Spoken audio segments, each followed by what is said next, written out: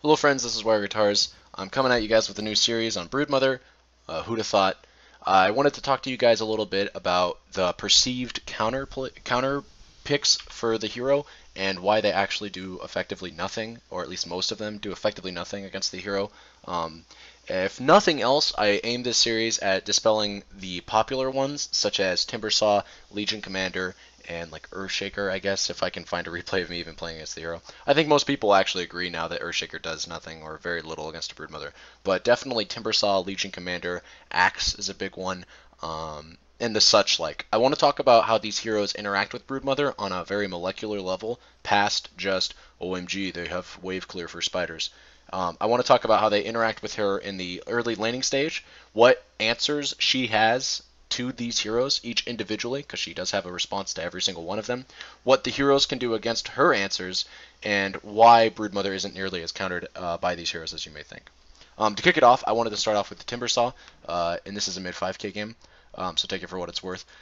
In this particular replay, excuse me, I aim to show you what you should do every single game against the Timbersaw if you see him. There's some variation in some of the other heroes, but for specifically Timbersaw, I think this response to seeing a Timbersaw in your game when you pick Broodmother, say third or fourth, is the correct one 100% of the time.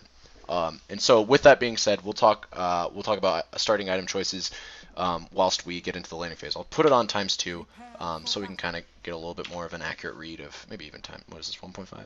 It's times 2. Yeah, it's times 2. This is a very small variation from the typical starting items that you want to start on as Broodmother.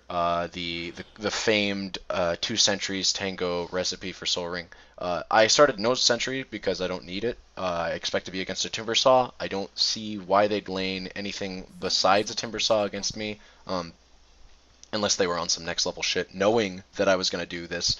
Maybe they'd send like a Rubik up here to throw a sentry down or something like that. But yeah, I expect to be against a Timbersaw and pretty much soloing against a Timbersaw. So with that piece of information in mind, I don't need to buy a sentry. I don't need to really care about the hero. Why would you care about a Timbersaw as a Broodmother in a lane where you're 1v1 against him? I think most Broodmother players can at least accept the fact if you're having trouble with Timbersaw, you're probably having trouble with him farming your spiders and pushing out the lane harder than you. And so you at least acknowledge that you don't need sentries against him because he's probably not going to kill you, or he's not going to threaten kill pressure against you in any way, shape, or form. So why buy a sentry? That's my first kind of talking point to that degree. And with that being said, we walk in a lane, we identify that it's a Timbersaw, and we just buy a Quelling Blade to begin. The reason I buy this Quelling Blade here is because, again, he doesn't serve as any sort of kill pressure or even last hit pressure, much outside of like Q spam, which you can't really afford to do that early on in the game. So I have no problem taking a bit of phase damage. I'm probably taking a little bit too much for the record, but I do have a Shrine to fall back on, and with this style of Brood, you sometimes do want to use the Shrine. I do want him to double wave me, which is what he's doing here, because this is securing my EXP in an environment where he probably can't deny me, or at least pose any threat towards it. So what little bit of last hits and tower damage I sacrifice, I gain back in the promise to eventually be able to start splitting the wave against Timbersaw. And that is correct, you heard me. We are going to be splitting the wave against this Timbersaw ASAP. There's really no reason not to. It's a Timbersaw. He can't really afford to pressure this like maybe a Legion could with her Q, because all of his wave clear is melee range, and it costs a lot of mana for him to do early on. So what I did there, we'll back this up a little bit because I think it is relevant to talk about when I specifically made the decision to do this. I acquired my level 3, took the range creep from the wave that was coming onto me. That's very important because the range creep gives a fair amount of EXP and you don't want that to go to waste. And then I said, fuck those other 2 melee creeps, I'm going to start cutting the wave. So took the range creep, even made some spiders out of it, and then said, fuck those other 2 melee creeps, and then I started going to cut the wave.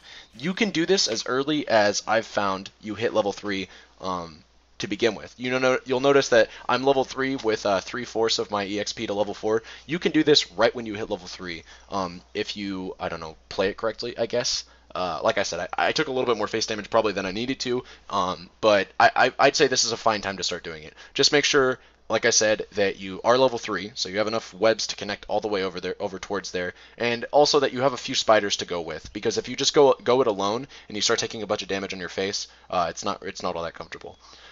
So anyways, we start cutting the wave. And from here, I almost feel like we should turn the replay up to ×4 because there's not a whole lot to talk about. This is just going to be farming simulator, as you probably predicted once you saw me start doing this, for about the next 8-10 minutes, I'd want to say. All the way up until I get my radiance. You'll see I have queued up. I have my soul ring, which I will go back and get after I get done taking this wave. A raindrop and my radiance. I'm not even going to get raindrop, although if you can manage to ferry it out, it's a pretty nice buy because broodmother with just a soul ring doesn't have enough mana. You'll notice the little trick that I did there. We'll pause for a second, maybe even go back. When you're going to get other items from the side shop, or you're just taking a break from the lane to go into the jungle as broodmother, what you want to do is you want to hold the wave in place while you're walking your hero back. You don't want to kill any creeps, because if you kill creeps while your hero's out of range, you're not preserving that experience for your hero. So the creeps will get the kill, you'll get the gold, but you won't get the EXP, which is pretty important with this style of play. So hold the creeps there. One melee creep does go through, but I hold the range creep and the rest of the wave away from the Timbersaw. Timbersaw, in this instance, is kind of like the Dahaka from Prince of Persia Sands of Time or whatever, the second one. Warrior Within, yeah, that's what it is. Where, if you remember, the Dahaka is really, really slow, and he hates water, right? And broodmother is like the prince. You're very, very quick and nimble, and you're eventually going to go get the water sword to kill the Dahaka, and that's what we're doing by buying a radiance. You'll notice that at level 5 I got my level 3 and my spawn spiderlings. The reason I did this is because, and I guess I should verify, typically you don't do that, by the way. But the reason I did it this time is because I don't really have any need to get too many waves. I just wanted to get my extra point in Q to nuke waves down quicker so I can send spiders into the jungle more. Also, it gives you that extra spider, which is nice. Spiderling, I should clarify, it gives you that extra spiderling. It didn't end up mattering too much because your EXP just skyrockets. You get all your levels pretty quickly now. And then I go farm the jungle. You really, if nothing else, doing this style will teach you all about creep spawn timers, right? And I'm not just talking about jungle camps. Noticing that every 30 seconds a creep wave will spawn, and being in the right position to intercept that wave before it gets to the tier 1 tower is crucial. Even missing one wave of creep experience and gold is very, very detrimental to this style, because creeps give a lot of gold, especially in the early game if you can get uncontested free farm. That's how most heroes hit like 13 or 14 minute Battle Fury or Radiance timings, or in Brood's case, we're going to hit like a 12 minute one. I've even hit 10 minute with this style, because she can rotate into the jungle a lot quicker than a lot of other heroes can.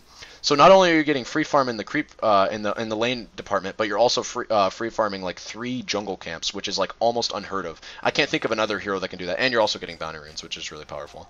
Anyways, again, you'll notice I didn't get my raindrop, and that's because this is a nice little thing. I've noticed that a lot of people, when you're playing a broodmother style like this, where you skip the creep wave, forget that you're like back there and killing the creeps constantly, so they send their courier out aimlessly. You should try to watch for that and see if you can't get a free courier snipe like I'm about to do here. It really helps your team out because the 175 gold helps them out in a lane where they're probably getting tri-laned against, so they can't get a whole lot of gold too in the first place, and maybe 175 gold is going to give them enough gold for their raindrop or their magic wand or their stick or some shit like that, and it could help them out a lot. Also, it's nice to boost your GPM by 200 gold. Hopefully I don't need to justify how good it is to get a courier snipe, but don't feel like it's mandatory.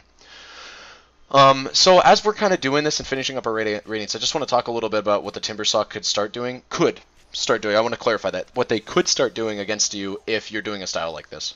One such thing is they come back here like this guy and they start trying to pressure you farming their creeps.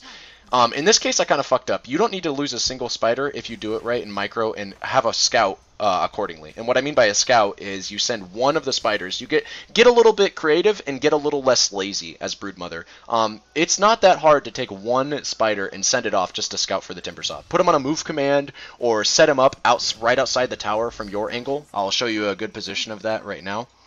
Like, put a spider like right here, if you will, while the Timbersaw's right here, such that after he gets done farming your creep wave, if he starts coming over, you can see him with your spider. And then maybe have a connecting row of spiders. You can use spiderites for this, so that you're not slowing down your farm that much, because spiderlings, as we know, do a lot more damage than spiderites, if I can find one. I don't think I can. Spiderites? Where are they? 9 damage, yeah, see, there you go. That's one way of counterplay to this. Another thing that you can do is if the Timbersaw starts pushing up really far, this is another potential response that the Timbersaw has, where he starts pushing up super far and then makes side pulls against your creep camps. So he's trying to outfarm you. you can just say no. You know, you can just send your spiders at his tier 1 tower and backdoor that shit. Tier 1 towers don't have backdoor protection, and a Timbersaw, if he ever starts doing this, is going to hit the tower way slower than a broodmother with all of her spiders will. So you always had the advantage against a Timbersaw. I would say that Timbersaw is one of the worst heroes in the game to pick against broodmother for this reason alone, in that she just always farms faster than the Timbersaw in the early game, no matter what he does, and always has a lot of threat potential when it comes to the first 10 minutes of the game in everything that it is that she does. Where she farms way quicker than him, farms meaningful items that are way more meaningful than Timbersaw's items, and she just pressures the side of the map that the Timbersaw's on way more than he pressures that side of the map. She's just indiscriminately better, and just a better version of what Timbersaw's trying to do. The real kicker here is that Timbersaw has no counterplay to this if you just perform it correctly every single time. Like, you force him onto your style of, like, you have to play the game I want you to, and I'm just going to do it better no matter what you do. And again, you're seeing that in full effect. So what we're going to do here is we're going to go finish up our relic here, just putting some webs there. I could have shrine there too, but I was like, why even do it? I've got enough mana to finish this item up. Still farming creep camps as they spawn. Again, make sure you're doing that, otherwise you aren't going to be out farming him. Taking bounty runes as they come up as well. It's a very powerful thing to do, I guess. Hopefully you understand that.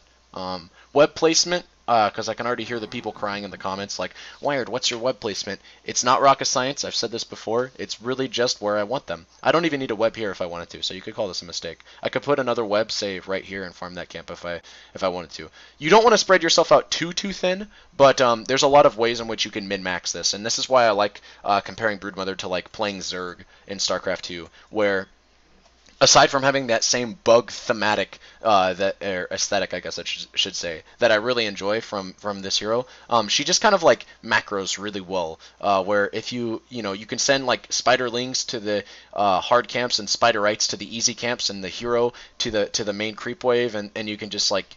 It feels like you're playing a violin when you've got all of her working mechanisms in place.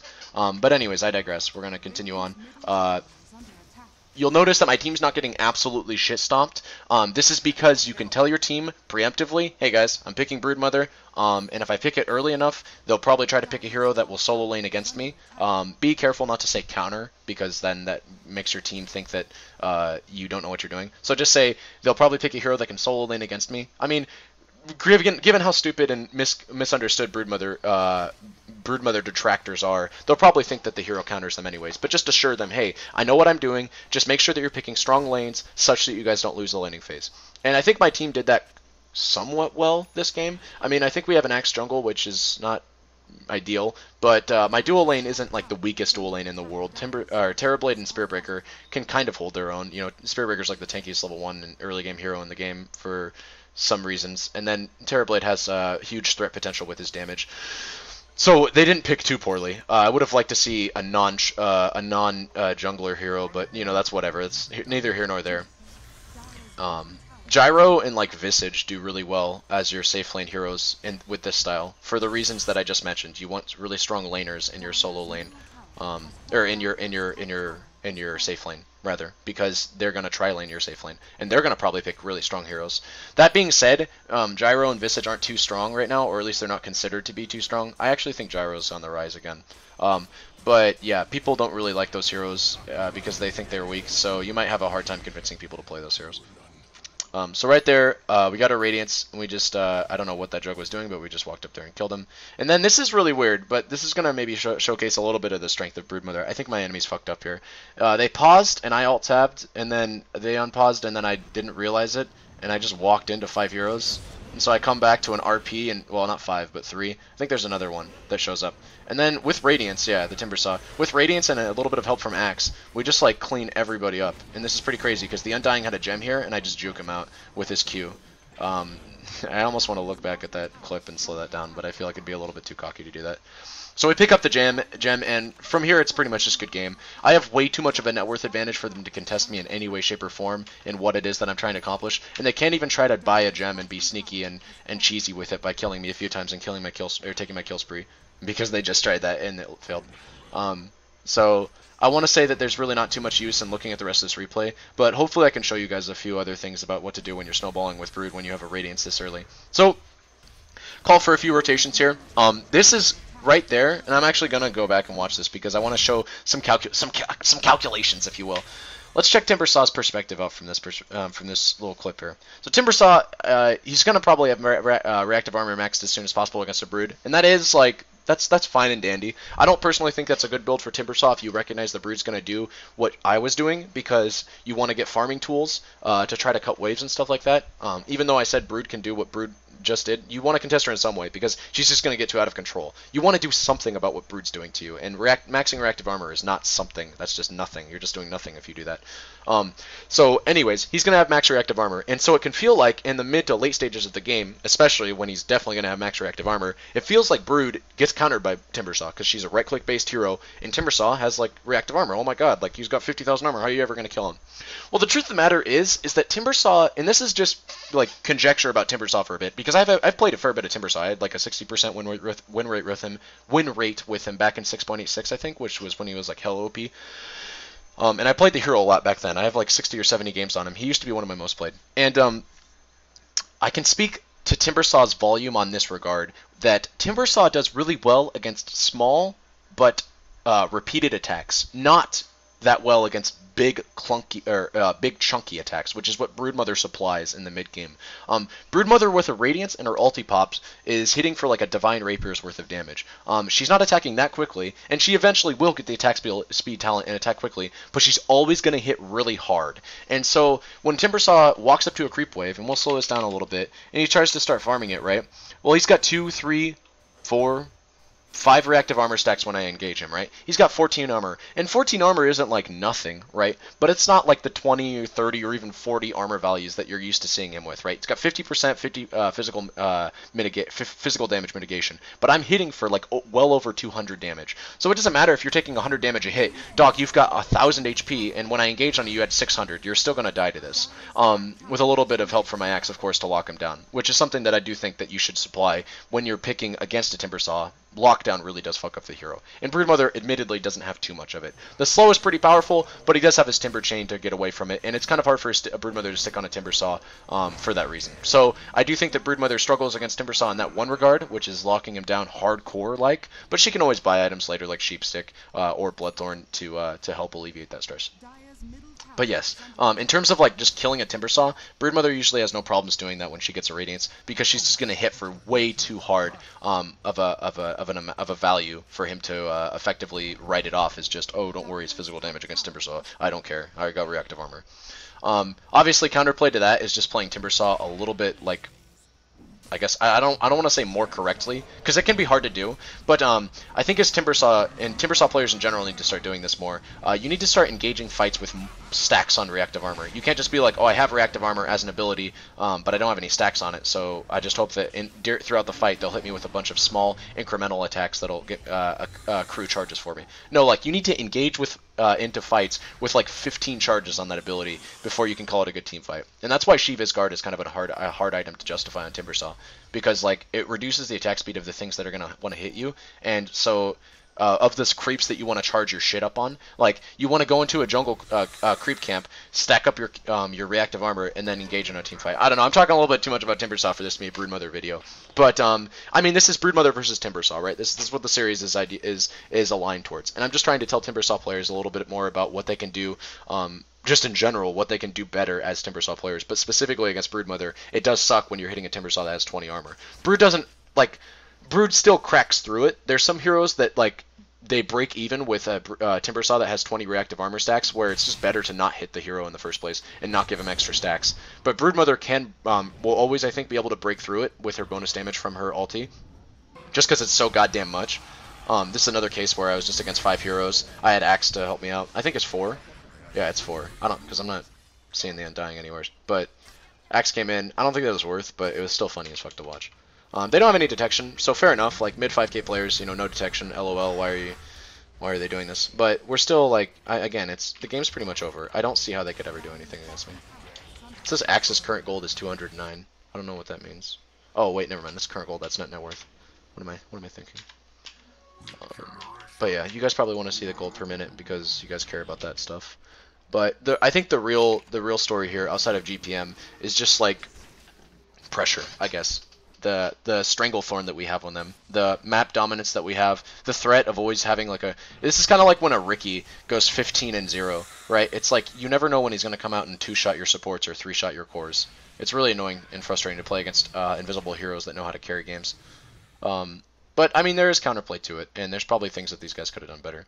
Nonetheless, though, we're not here to talk about them. We're here to talk about Broodmother. So, logical conclusion, and a really good response to Timbersaw's reactive armor is to just get a Solar Crest, because Timbersaw has like the worst, or one of the worst, agility growths in the game, coupled with a really low base armor. I think it's like -1 base armor or something like that, or 0 base armor, and then it's just assumed that reactive armor can make up for it. But you can make up for reactive armor, kind of making up for it as Broodmother by getting our Solar Crest, because it reduces the target's armor by 12 armor. So if a Timbersaw ever walks into a team fight like this, where look, this is the Timbersaw, I know it says Broodmother, but it's bugged. I click on Timbersaw's portrait, it says Timbersaw, he's got 78 damage, you can tell this is Timbersaw. He's got 4 base armor with no reactive armor stacks. If I put a Solar Crest on this guy, he's got minus, right? Let me do some quick math, -8 armor, -8.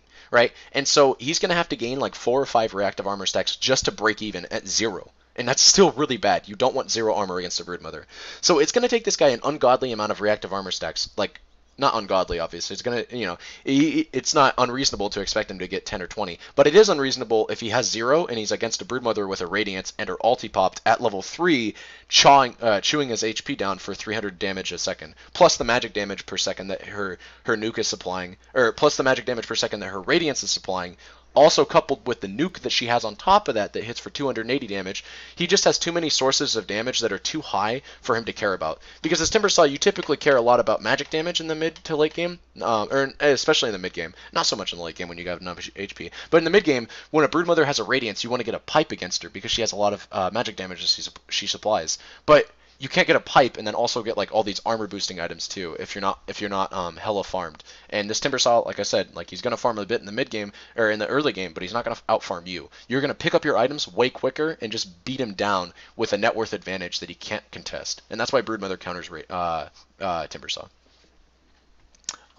So that would have been a really good time to stop the video, but we'll keep it going for a little bit here, just because I kind of want to show you this heroic play that the TB makes. So we kind of start a fight here, and so to explain my items a little bit, because I'm selected on Timbersaw accidentally, I'm going for an Octarine core. I wanted to test Octarine core this game. I've been testing it a lot recently when you're carrying, not carrying, but when you're like owning, I guess, so to speak, when you're just like really, that's kind of a heroic play. He didn't even really save me here because I had more HP than I needed because I had my ulti on.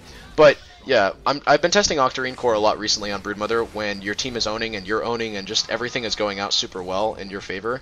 I've been testing out Octarine core because I just wanted to see like how good is it when you don't have to use the courier, because you know when you're owning so hard, the courier's in constant use, and it's not in use right now, but it was in use a lot earlier, and my team's just getting a lot of this gold, or we're all just accruing all this gold so quickly that it's hard to spend it all when the courier's in constant flying, like constant transport, I should say, such that I just like to get items that boost my effectiveness right then and there. It's like, that's why I like Sanjanyasha on Broodmother, is because you can just go to the enemy shop, and it's really easy on Brood because she has webs, but you can just go to the enemy shop, buy the Sanjanyasha as a one full completed item, and start wrecking face with it, as opposed to having to go all the way back to base and stop the flow and the tempo of the game. This is why I've been testing with Octarine core as well, is because it does give a lot of survivability through its HP. Kind of helps with your mana a little bit, because like I said, Soul Ring isn't enough, but you never really want to commit to a full mana item unless it's something like a Bloodthorn. Bloodthorn's okay, because Bloodthorn, even though it helps you a lot, it overdoes your mana, it also provides enough in other departments where it's okay. I don't like getting Orchid, though, to supplement Broodmother's mana problems. I only like buying Bloodthorn as a fully completed item. But anyways, I've been trying Octarine, like I said, because I think the cooldown reduction is a pretty nice stat on Broodmother. I obviously think that because I get the talent as well, but it's not just because of the talent, it's just like, Broodmother does so much with cooldown reduction. Like it brings her ulti, when you complete the Octarine core, it brings her ulti down to like a 24-second cooldown, and then her ulti lasts 14 seconds. So it's like, it's so crazy. Well, it's not 24, sorry, it's 20, it's not 20, it's 27, because I have the item. I thought that I didn't have the item. But yeah, 27 seconds on this Bad Boys cooldown with a duration of 14. You have a 13-second downtime with your ulti, which is insane, right? You can fight like all the time, pretty much. You become a true core who never cares about cooldowns, like Wind Ranger somewhat, you know? You officially become a true core. And then when she gets Aghanims, and in your case when you get Octarine. And then also it brings your BKB down to like a 33-second timer on its cooldown, which is actually pretty good. You can get BKB off like twice in a fight, which is almost unheard of on like most other heroes in the game. But as Broodmother, it's completely realistic to assume that you can get it. Um, so yeah, that's a little bit of conjecture on, or I don't know, exposition, I guess, on Octarine Core. But that wasn't the point of this, of looking at this. The point of looking at this game was mostly just to demonstrate why Broodmother counters Timbersaw, and hopefully you guys have a little bit of a better idea of why that is. So anyways, I've been Wire Guitars, and thank you very much for watching.